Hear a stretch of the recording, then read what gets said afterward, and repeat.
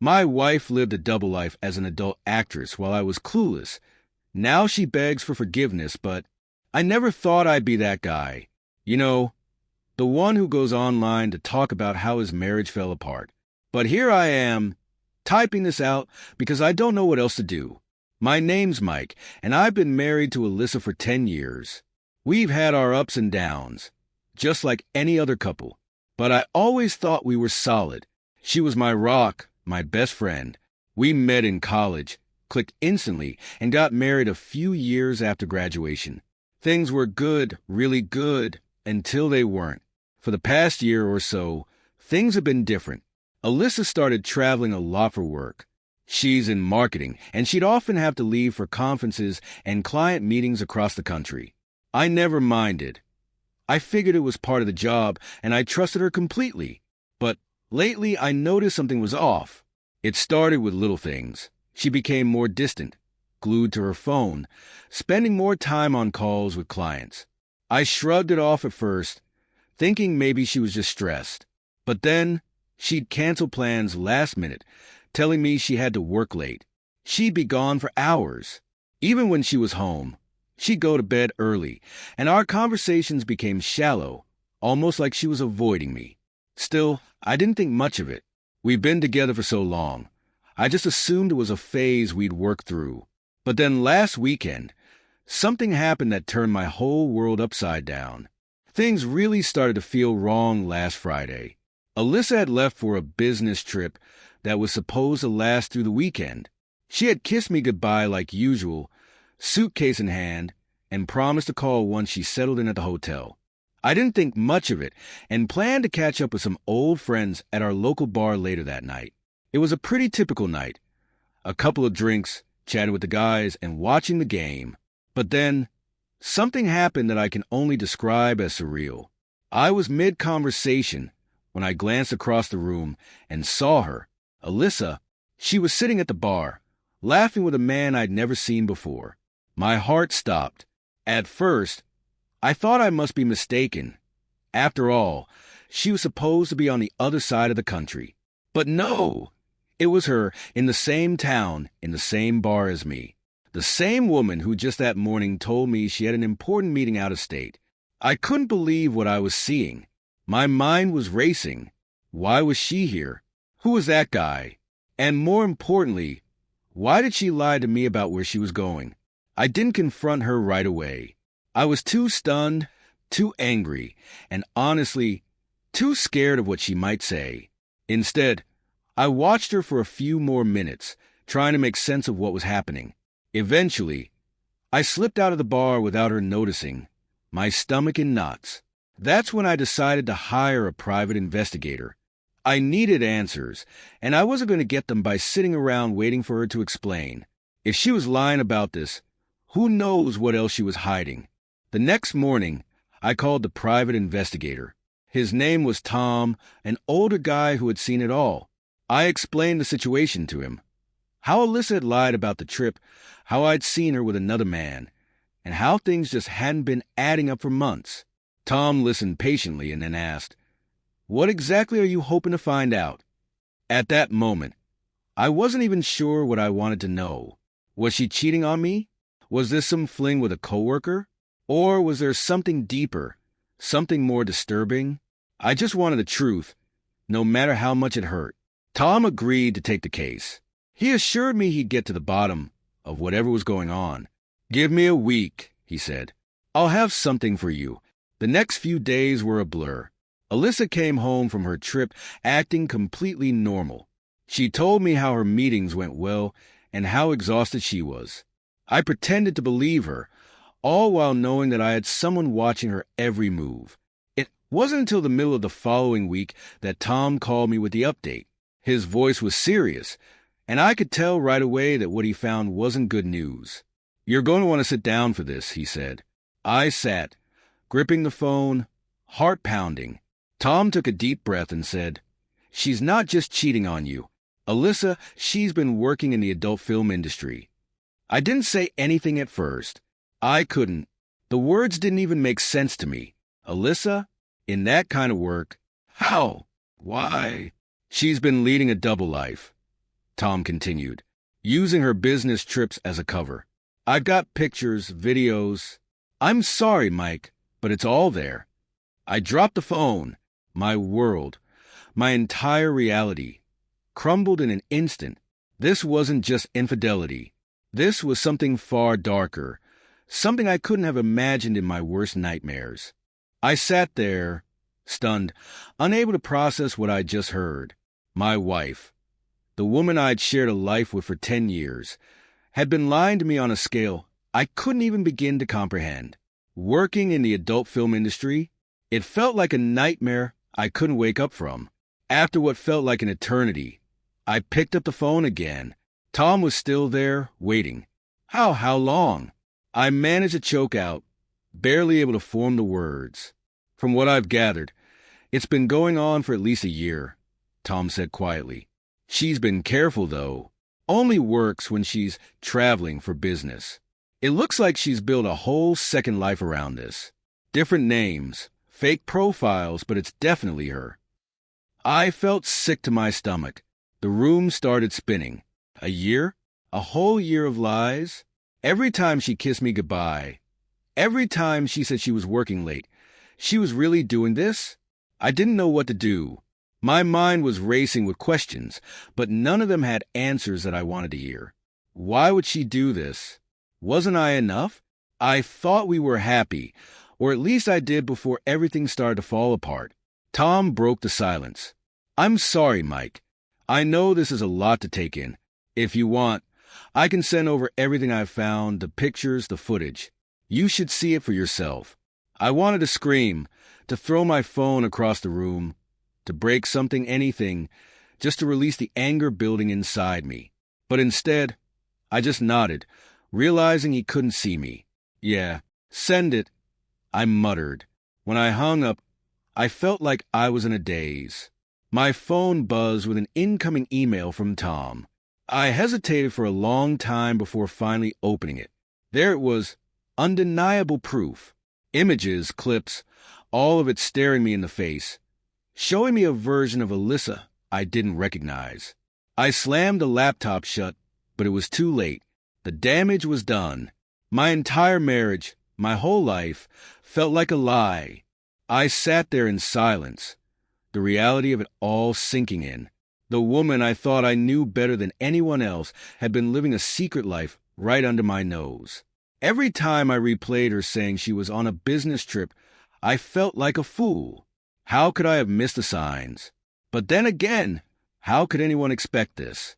This wasn't just an affair. It was something else entirely. Something darker. Something that felt like it came out of a bad movie. The rest of the day passed in a blur. I couldn't focus on anything. The images I'd seen kept flashing in my mind. Alyssa's face, the one I loved so much, looking back at me in a way I never imagined. By the time she got home, I was a mess inside, but I forced myself to act normal. Confronting her then, and there would have been a disaster, and I needed time to figure out how to approach this. Alyssa walked through the door that evening, smiling like she always did. "Hey, babe, work wasn't too bad today. You?" I just nodded, pretending to be engrossed in my phone, but my heart was pounding in my chest. "Yeah, busy day," I said, barely able to get the words out. She walked over, kissed me on the cheek, and headed upstairs to change. I watched her go, trying to wrap my head around the fact that this woman, the one I built a life with, had been keeping such a massive secret. For the next few days, I kept my distance. I'd see her in the mornings. We'd exchange pleasantries. But I avoided any real conversation. I needed space, time to think, to decide if I even wanted to confront her at all. But the thing that kept gnawing at me was why. Why did she need to do this? Wasn't our life enough? We had a decent marriage, not perfect, but whose is? We had fun, we laughed, we went on trips together. Why did she feel the need to turn to this other world? And worse, how could she look me in the eyes every day and act like nothing was wrong? I knew I couldn't keep avoiding it forever. Eventually, I'd have to confront her, get some kind of explanation. But the fear of what she might say, that it wasn't just about the money or excitement, that it was something more personal, something about me paralyzed me. The Alyssa I knew was slipping away, and I didn't know if I was ready to face the version of her that was left. By the end of the week, I couldn't take it anymore. The weight of what I knew was too much to bear, and the longer I kept it inside, the worse it got. I knew I had to confront her. It was a quiet Saturday evening. Alyssa was sitting on the couch, scrolling through her phone like everything was normal. For a moment, I just stood there, watching her, trying to find the words. My heart was pounding, and I could feel my hands shaking, but I couldn't avoid it any longer. "Alyssa," I finally said, my voice strained. She looked up, smiling at first but then hesitating when she saw the seriousness on my face. "What's up? You okay?" I sat down across from her, staring at her. "We need to talk," I said, forcing myself to keep my voice steady. She set her phone down, a confused look crossing her face. "What's wrong?" I took a deep breath. "I know, Alyssa. I know what you've been doing when you're on business trips." The words felt heavy, like I was lifting a weight off my chest, but crushing my heart at the same time. Her face immediately paled. She stared at me for a moment, completely still. Then her expression shifted. What are you talking about?" "I'm talking about the films," I said, my voice quiet but firm. "The adult films you've been making. Don't try to lie to me. I hired a private investigator. I've seen everything." Her jaw dropped, and her eyes filled with panic. For a second, she seemed to be at a loss for words, like she couldn't believe what she was hearing. "Mike, I can explain." "How long?" I cut her off, barely able to keep my anger in check. "How long have you been doing this?" Alyssa dropped her gaze to the floor, her voice a whisper. "A year. A whole year." I felt like I'd been hit in the chest. I couldn't breathe. A year of lies, a year of betrayal, right under my nose. My head was spinning.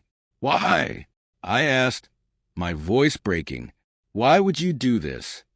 Tears welled up in her eyes, and she wiped at them with the back of her hand. "I don't know," she said, her voice trembling. "It started as a way to make extra money, but then it just got out of control. I didn't think it would go this far. I never wanted to hurt you." I stared at her, unable to process what she was saying. This wasn't just about money. There had to be more to it, something deeper. But right now, I didn't have the strength to dig any further. All I could feel was the overwhelming pain of her betrayal. After Alyssa's confession, the room felt eerily quiet, like all the air had been sucked out. I sat there, numb, trying to process everything. A whole year of lies and secrets. I couldn't even look at her. Every time I tried, I saw the version of her from those videos, the one I never knew existed. Alyssa wiped her eyes again, her voice barely above a whisper. "Mike, I'm so sorry. I didn't want you to find out like this." I almost laughed. "Like this?" I thought. How else was I supposed to find out? I felt like I was losing my mind. She wasn't sorry she did it. She was just sorry she got caught. "Why didn't you tell me? Why lie?" I asked, staring at the floor. I wasn't sure if I even wanted to hear the answer. She hesitated, her hands shaking. I thought I could handle it. I thought I could keep it separate, like it wouldn't affect us. It was just work. Just work. The word stung. How could she think something like this wouldn't affect our marriage? Our life together? I stood up suddenly, unable to sit there any longer. I needed space, air, something to clear my head. "I need some time," I said, my voice low. "Mike, please," she started, standing up to reach for me. "No," I interrupted, shaking my head. I can't do this right now." I walked out of the living room, feeling her eyes on me the whole time. I didn't know where I was going, but I couldn't stay in the same room with her. Not now. I ended up in the guest room, closing the door behind me, leaning against the wall. I tried to calm myself down, but nothing was working. My thoughts were spinning. I had always trusted her so blindly, never doubting where she was or what she was doing. Now, I questioned everything. How long had she been planning to keep this from me? And if I hadn't caught her, would she have ever told me at all? I sat down on the edge of the bed, running my hands through my hair. The pain was unbearable. But one thing was becoming clearer by the minute. I didn't know if our marriage could survive this. The next few days were a blur. I couldn't bring myself to look at Alyssa, let alone speak to her. We lived in the same house, but it felt like we were on different planets. Every time she tried to approach me, I'd find a reason to leave the room. I wasn't ready to hear more excuses, more apologies. I spent most nights in the guest room. I'd lie awake for hours, staring at the ceiling, replaying everything in my mind. The lies, the videos, the fact that this had been going on for an entire year, without me even suspecting a thing. How could I have been so blind? Alyssa kept texting me, even though we were in the same house. She apologized over and over, trying to explain herself, but I couldn't bring myself to respond. It wasn't just that she had betrayed me. It was how deep the betrayal went. This wasn't a mistake, a one-time slip-up. This was a second life she'd been living behind my back. One night, about a week after the confrontation, I sat on the couch in the dark, staring at my phone. One of Alyssa's texts had been sitting there, unanswered, for hours. "Please, Mike, I'm begging you to talk to me. We can fix this. I need you to hear me out." Her words felt empty, like a broken record stuck on repeat. But something inside me was curious. I needed to know what she thought she could say to make this better. So I texted back, "Fine, we'll talk tomorrow." The next day, I sat across from her at the kitchen table, my arms crossed, waiting for her to speak. She looked exhausted, her eyes red and puffy, but I couldn't let myself feel sorry for her. "Not after everything. I know you hate me right now," she began, her voice trembling. "I know I've ruined everything." I didn't respond. I just stared at her, waiting for her to get to the point. "I didn't start this to hurt you," she continued. I thought it was just a way to make some extra money. But then it spiraled, and I couldn't stop. It felt like I was someone else, like I could escape from everything. Escape from what? I asked, my voice harsher than I intended. "What exactly were you running from? Our life?" "Me." She shook her head quickly. No, it wasn't about you. It was about me. I felt trapped, like I wasn't enough. Like I wasn't living the life I thought I would. I stared at her, my chest tightening. "So you decided to betray me instead?" She looked down, tears sliding down her face. "I didn't mean for it to get this far. I didn't want to hurt you. But you did," I said, my voice cold. "You hurt me more than I can ever explain." For a moment, neither of us said anything. The silence between us was deafening. And in that moment, I realized that no matter how many explanations she gave, I didn't know if I could ever look at her the same way again. After that conversation, something broke inside me. It wasn't just anger anymore. It was a hollow, aching emptiness that seemed to settle in my chest, making it hard to breathe. No matter how much Alyssa tried to explain, none of it made sense to me. How could she justify throwing away everything we built together for some escape? The days dragged on, each one more painful than the last. We were stuck in this awful limbo, still living under the same roof, but miles apart emotionally. I didn't know what I wanted anymore, or how to even begin piecing my life back together. One afternoon, while I was sitting alone in the guest room, my phone buzzed. It was Tom, the private investigator. For a moment, I hesitated before answering, unsure if I even wanted to hear what he had to say. But curiosity got the best of me. "Mike." Tom's voice was calm, but there was a heaviness to it. "I've got some additional information." I swallowed hard. "What kind of information?"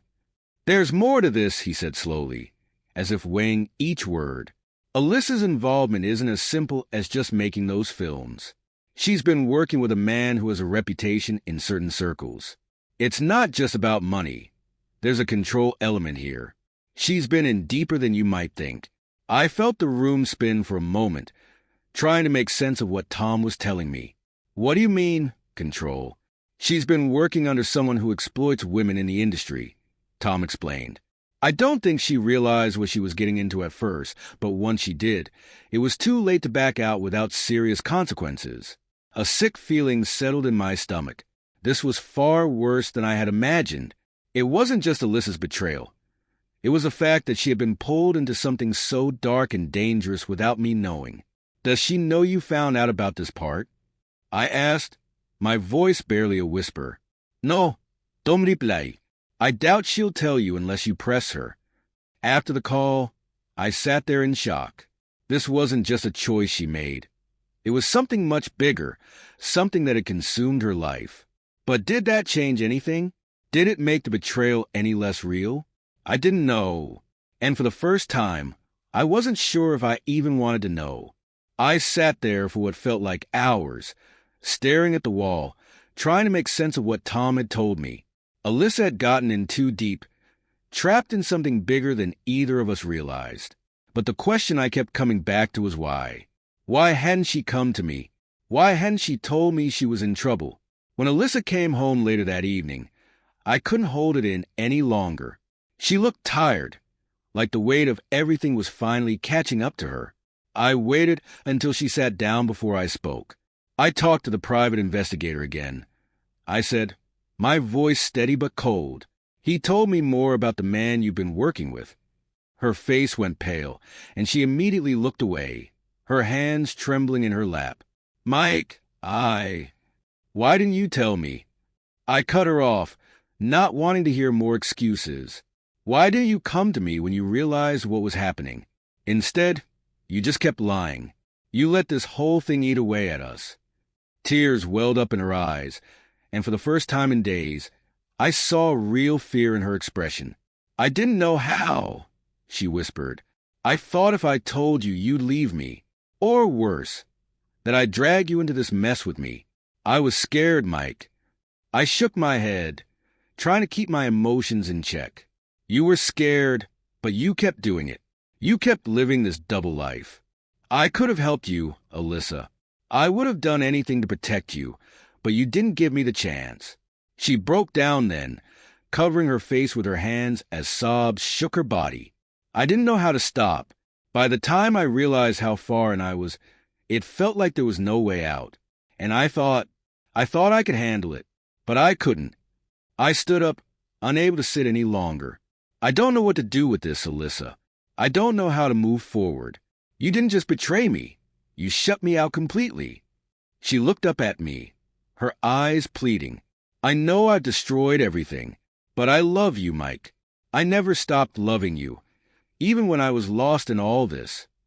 I turned away, not trusting myself to respond. Love? How could she claim to love me when she'd been hiding such a massive part of her life from me? I needed space. I needed to figure out what this all meant, for her, for me, for us. But right now, all I knew was that things would never be the same. After that conversation, I couldn't stay in the house any longer. Everything inside those walls reminded me of the life I thought we had. The life I now knew was a lie. I packed a bag and left without saying much to Alyssa. I told her I needed space, time to think, but I didn't give her a timeline. I didn't even know if I'd come back. I checked into a small motel on the outskirts of town. It wasn't much, but it was quiet, and that's all I needed. My phone buzzed with messages from Alyssa, apologies, please, more explanations, but I couldn't bring myself to read them. I just needed to be alone. For the first few days, I did nothing but think. My mind kept circling back to everything she'd said, everything Tom had found out. Alyssa claimed she was trapped, that she couldn't get out once things spiraled out of control. But did that really excuse the betrayal? Did it make it any easier to forgive her? I wasn't sure. Part of me felt sorry for her, for the mess she'd gotten herself into. The other part of me was furious, unable to shake the thought that she could have come to me at any time. She had chosen to lie instead for a whole year. By the third day, I finally opened her messages. Each one was more desperate than the last, filled with apologies and promises that she would fix everything if I just gave her a chance. She said she'd cut ties with the man she'd been working with, that she wanted to start over. But the trust was shattered. Could we even rebuild it after something like this? I sat on the edge of the bed, staring at my phone, wondering if there was any way back from this. Maybe she did feel trapped. Maybe she did love me. But love wasn't enough. Not anymore. I needed to know if I could even look at her without feeling the sting of betrayal, without remembering the lies. In one of her messages, she asked me to come home so we could talk face to face. A real conversation, she said, where she could explain everything. I wasn't sure if I was ready for that, but I knew one thing. I couldn't stay in this motel forever, hiding from the mess my life had become. So, I texted her back, agreeing to come home the next day. I didn't know what would come from that conversation, but it was time to face whatever was left of our marriage. The drive back home felt heavy, like I was dragging the weight of everything that had happened behind me. When I pulled into the driveway, I couldn't bring myself to get out of the car right away. The house that used to feel like my sanctuary now felt like a stranger's place, filled with memories that were tainted by Alyssa's betrayal. After a few minutes of sitting there, I finally forced myself out of the car. When I walked in, Alyssa was already sitting on the couch waiting. She looked nervous, her eyes red from crying, her hands clenched in her lap. "Mike," she said softly, her voice trembling, "I didn't think you'd come." I didn't respond right away.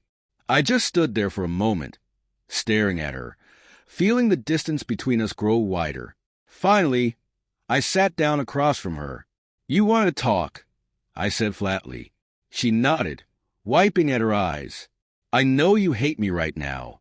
I don't blame you, but I need you to understand. I never wanted things to get this far." "Then why did they?" I asked, my voice sharper than I intended. "Why didn't you stop? Why didn't you come to me?" She looked down, her fingers twisting in her lap. I thought I could handle it. At first, it was just about the money, but then it became something else. I don't know how to explain it.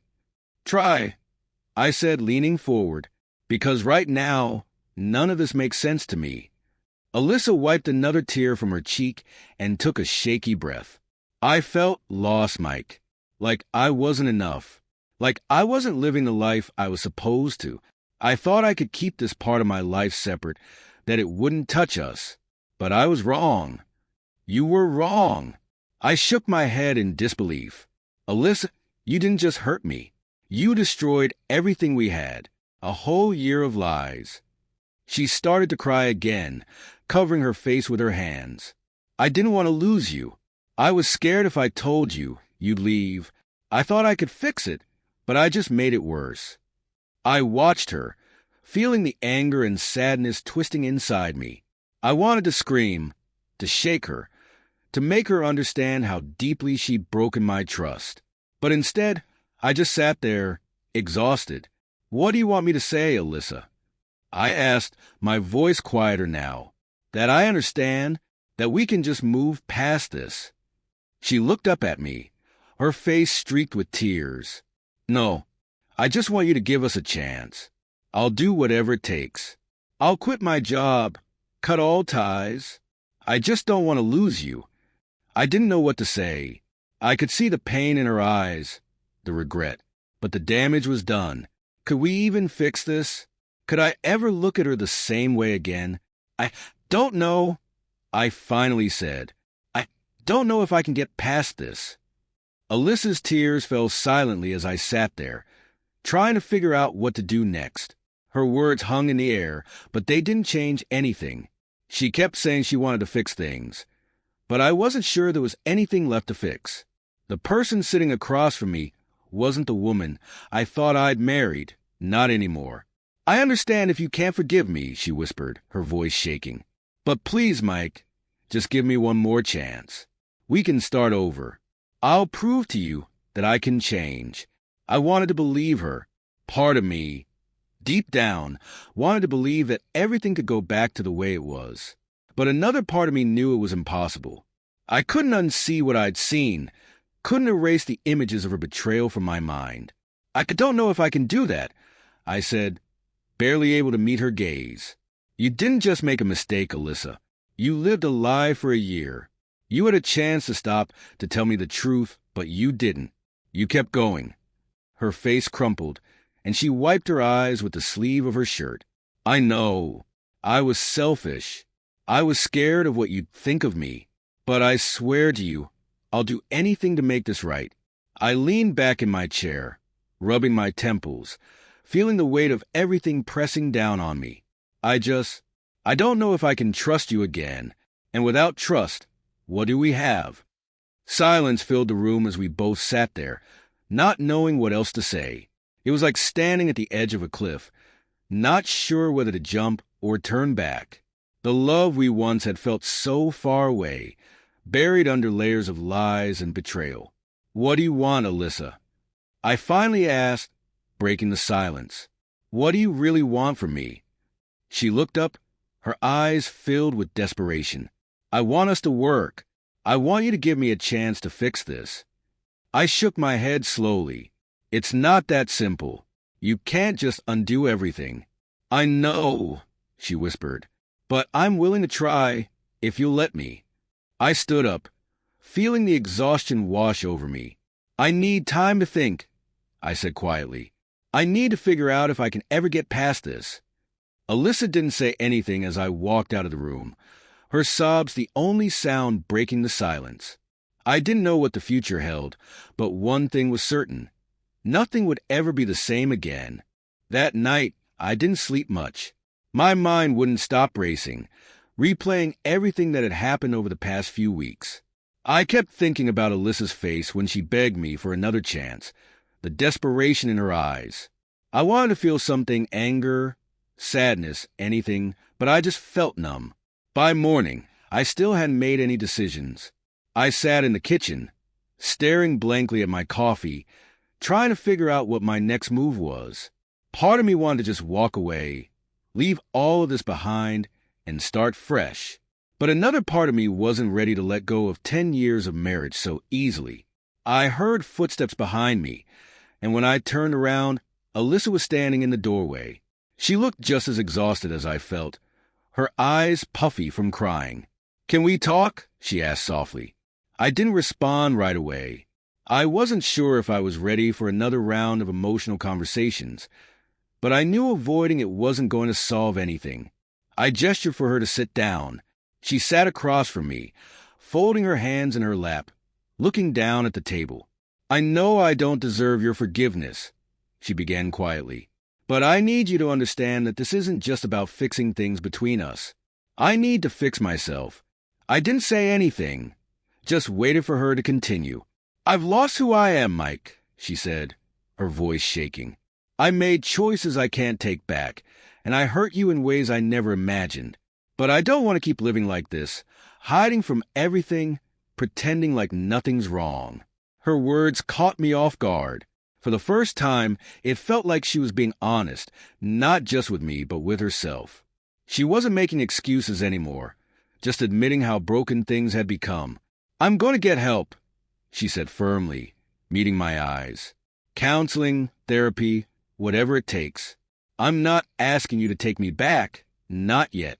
I just need you to know that I'm not giving up on myself. And if there's any chance at all, I'm not giving up on us."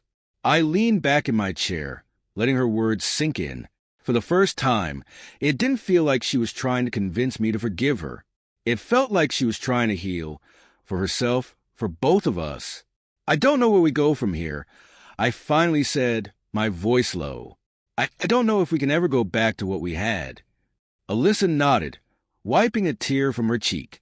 I don't expect us to, but maybe we can build something new." I didn't know if I believed her, but for the first time in weeks, I felt a small flicker of hope. Maybe this wasn't the end. Maybe, just maybe, there was a way forward. The days that followed were quieter. Alyssa and I still lived under the same roof, but the tension had eased, replaced by an awkward sense of distance. We spoke only when necessary, mostly about practical things, and spent our time in separate rooms. It wasn't a life, but it wasn't the chaos it had been either. It felt like limbo. She started going to therapy, just like she promised. I didn't ask for details, and she didn't offer any. I could see she was trying.